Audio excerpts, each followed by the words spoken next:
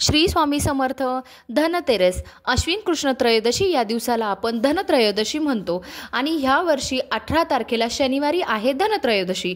तर ह्या दिवशी आपण धन्वंतरी भगवानांची पूजा करतो. आता आपण ह्या दिवशी काय करतो की सोनं चांदी जे काही आपले दागिने आहेत तर त्यांची पूजा करतो आणि ते आपलं धन आहे असं समजतो. पण तसं नाही. आपलं सगळ्यात महत्त्वाचं धन म्हणजे आपलं शरीर. तर ह्या दिवशी आपल्याला आपलं शरीर निरोगी राहावं, आपल्या शरीराला कोणतीही व्याधी लागू नये यासाठी आपल्याला धन्वंतरी भगवानांना प्रार्थना करायची असते, त्यांची पूजा करायची असते.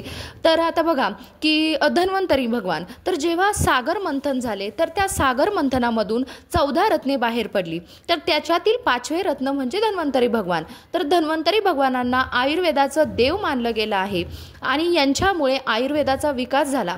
खूप वनस्पतींचे औषधी तत्व कळाले, म्हणून त्यांना आपण आदिदेव, अमृतयोनी, सुधापानी असे म्हणतो. तर बघा की अशा या धन्वंतरी देवाची पूजा आणि धनतेरसची पूजा आपल्याला कशी करायची आहे तर हे बघण्यासाठी खाली जी काही लिंक दिलेली आहे तर त्याच्यावर क्लिक करा. श्री स्वामी समर्थ.